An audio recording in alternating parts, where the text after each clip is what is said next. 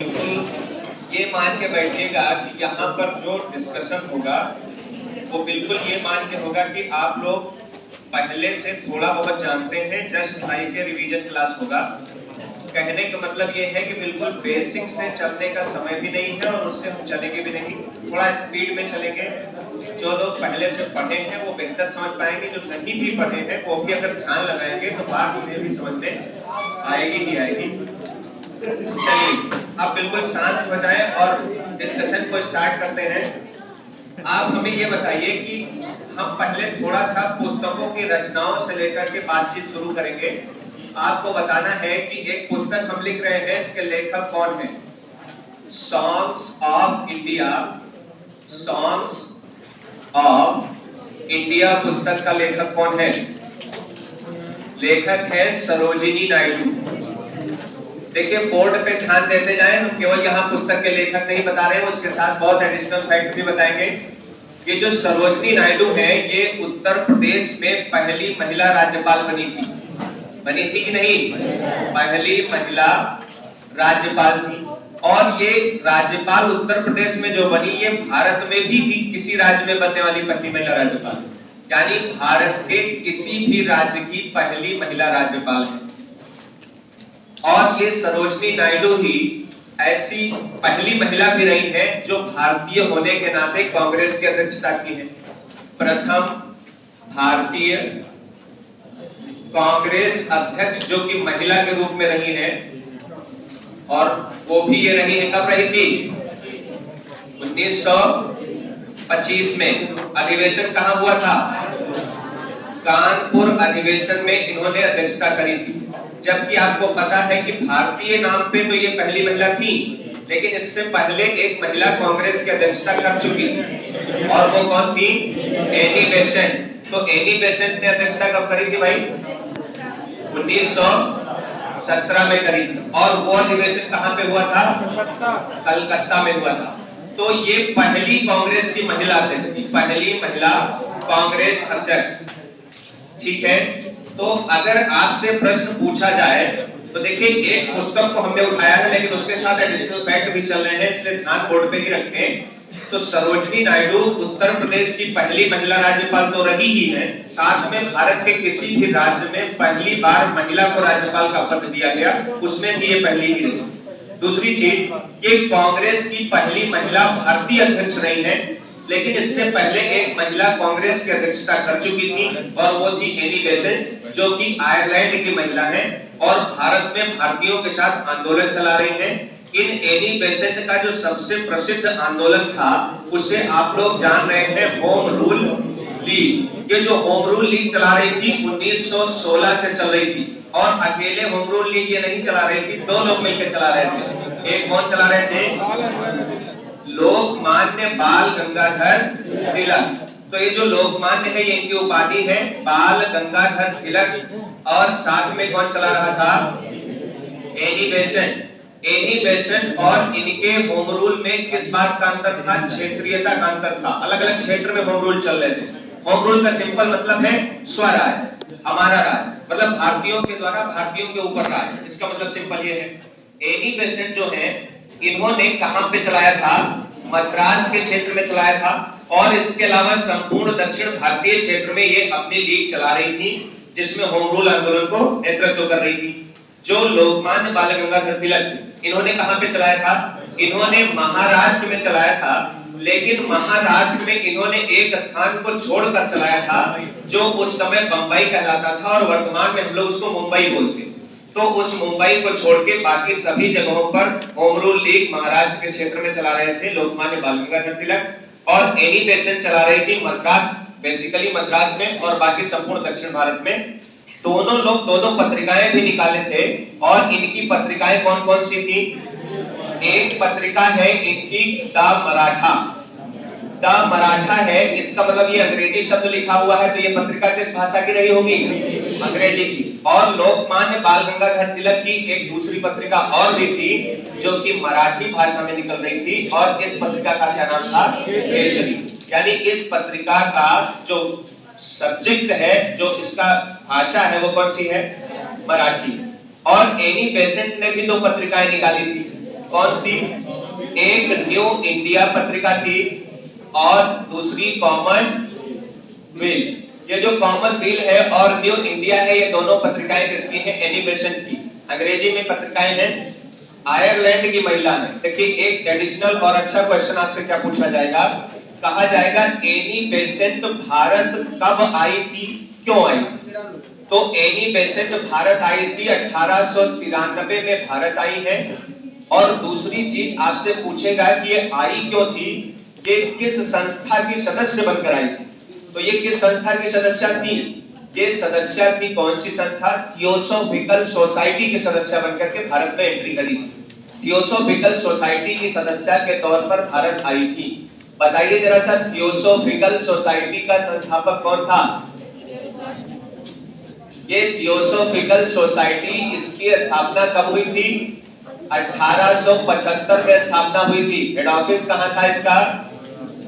America के New York में था। और बाद में इस ऑफिस को, हेड ऑफिस को चेंज करके भारत में कर दिया गया। और भारत में भी कहां कर दिया गया? इसे अड्यार में कर दिया गया। तो ध्यान से यहां सुनते चले, अड्यार कहां पर है? चेन्नई, यानी मद्रास प्रेसिडेंसी। तो आपसे क्या क्या प्रश्न पूछेगा? पूछेगा श्रीमती एनी बेसेंट इंडिया किस संस्था की सदस्य बनकर आई? Theosophical society. उसकी स्थापना कब हुई थी? 1875। स्थापना हुई कहां थी? अमेरिका में हुई थी, न्यूयॉर्क शहर में। और ये थियोसॉफिकल सोसाइटी जो कि वहां पर 1875 में स्थापित हुई, तो इसके संस्थापक थे। एक व्यक्ति था जो अमेरिका के कर्नल थे, कर्नल हेनरी अल्काट। और दूसरी एक महिला थी जो रूस की थी, और वो कौन थी? Petronas Blavatsky. तो ये दो लोग मिलकर, एक पेट्रोना ब्लावत्स्की जो कि रूस की महिला है, और दूसरा एक कर्नल हेनरी अल्काट जो कि अमेरिकन है, इन्होंने 1875 में न्यूयॉर्क में स्थापना किया था। और उसके बाद 1893 में इसी की सदस्य बनकर के Shrimati Annie Besant India I. और फिर भारतीय सारे आंदोलन में कूद के 1916 में उन्होंने होम रूल आंदोलन तिलक के साथ मिलकर के चलाया। क्षेत्र अलग अलग बटे हुए थे। होम रूल का भी उद्देश्य यही था कि भारतीयों के द्वारा भारतीयों पर शासन हो, अंग्रेज भारतीयों का शोषण ना कर पाए, ये उद्देश्य था इसका। ठीक है, इसमें कुछ अगर नोट करने लायक है तो इसे नोट कर ले। हो गया? चलिए भाई, जिनका नहीं हुआ है वो जल्दी से कर ले। हटा दें?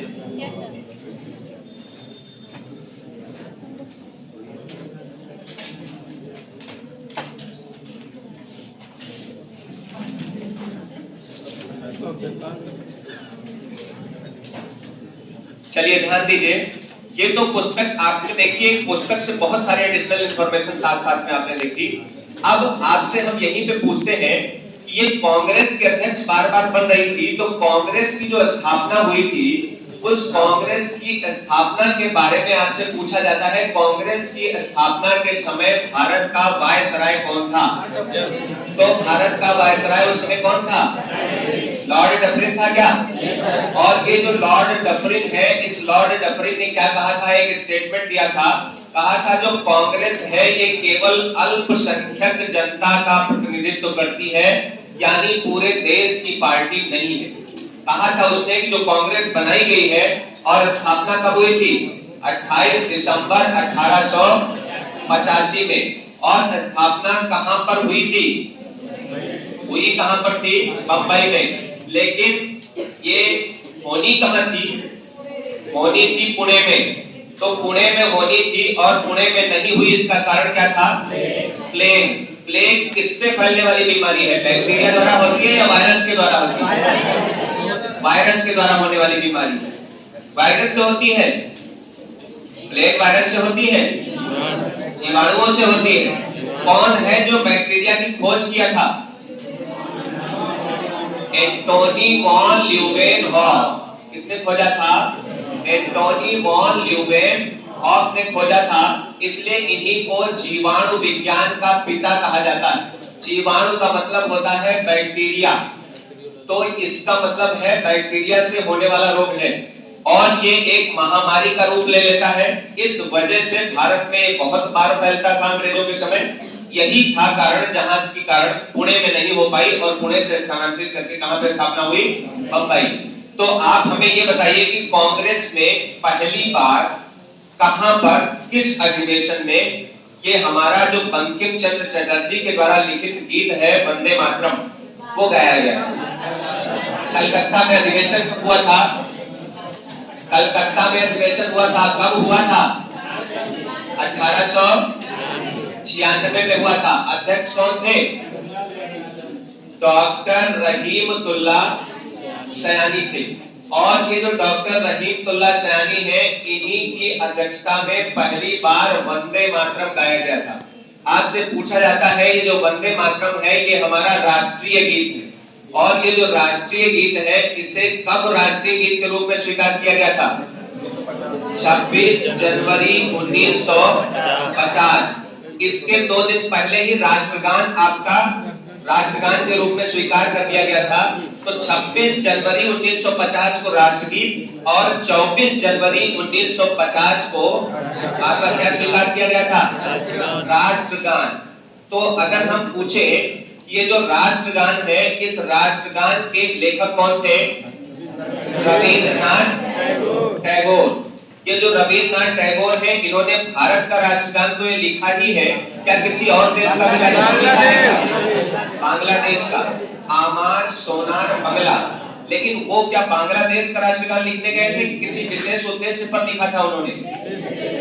जब बंगाल का विभाजन हुआ था तो बंगाल विभाजन के समय उन्होंने लिखा था, और वही बाद में जब 1971 में बांग्लादेश बन गया तो उस समय उसके राष्ट्रगान के रूप में ये उनका राष्ट्रगान हो गया। वैसे बंगाल विभाजन के विरोध में लिखा गया था। तो आप ये रविंद्रनाथ टैगोर को याद रखेंगे। रविंद्रनाथ टैगोर किसे विश्व कवि कहा जाता है? विश्व कवि किसको कहा जाता है? कवि गुरु किसे कहा जाता है? और गुरुजी किसे कहा जाता है? MS गोलवलकर। किसे कहा जाता है? MS गोलवलकर। क्योंकि गुरु गुरु था इसलिए आप कंफ्यूज ना हुए। विश्व कवि और कवि गुरु ये दोनों उपाधियां रविंद्रनाथ ठाकुर की हैं, लेकिन गुरुजी उपाधि रविंद्रनाथ ठाकुर की नहीं है, MS गोलवलकर की। तो MS गोलवलकर को गुरुजी कहा जाता है, जबकि गुरुदेव और कवि गुरु और विश्व कवि इन्हीं को गुरुदेव भी कहा जाता है। तो गुरुदेव, विश्व कवि और कवि गुरु ये सारी उपाधियां किसकी हैं? रविंद्रनाथ टैगोर। और अगर वहीं पर हम आपसे कहें कि गुरुजी किसकी उपाधि है, तो गुरुजी उपाधि किसकी है? MS गोलवलकर की। थोड़ा सा अंतर है पर समझना है आपको। गुरुजी MS गोलवलकर और गुरुदेव, विश्व कवि और कवि गुरु ये तीनों ही उपाधियां हैं आपके रविंद्रनाथ टैगोर। ये जो वंदे मातरम गीत लिखा हुआ है इसका उल्लेख कौन सी पुस्तक में है? आनंद मठ। ये जो आनंद मठ पुस्तक है इसके लेखक है कौन? बंकिम चंद्र चट्टोपाध्याय या बंकिम चंद्र चटर्जी, दोनों ही नाम सेम है। और ये बंकिम चंद्र चटर्जी ने इस पुस्तक के अलावा भी कोई पुस्तक लिखी थी क्या? कौन सी? बता चुके हैं हम आपको, देवी चौधरानी। ये देवी चौधरानी पुस्तक के लेखक प्लस आनंद मठ, इन दोनों ही पुस्तकों के लेखक कौन है? बंकिम चंद्र चटर्जी है। इसी आनंद मठ पुस्तक के बारे में एक प्रश्न और पूछा जाता है भारत में सन्यासियों के विद्रोह का उल्लेख किस पुस्तक में मिलता है?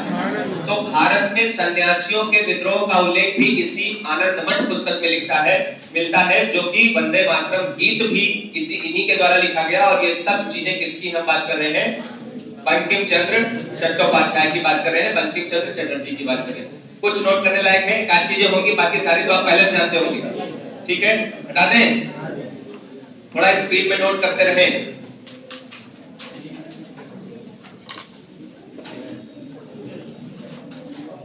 चलिए अब यहाँ पर देखिए, ये तो हो गया गुरुजी, गुरुदेव, विश्व कवि, ये सब रविंद्रनाथ टैगोर की उपाधियां हैं। एक प्रश्न और है, आप ये बताइए कि राष्ट्रगान पहली बार कांग्रेस के अधिवेशन में कब गाया गया? राष्ट्रगान पहली बार कब गाया गया था? जो कांग्रेस के अधिवेशन में, कब? 1911। अधिवेशन कहाँ हुआ था? कलकत्ता में अधिवेशन हुआ था। अध्यक्ष कौन था? पंडित बिशन नारायण धर। कौन थे? पंडित बिशन नारायण धर थे। इनकी अध्यक्षता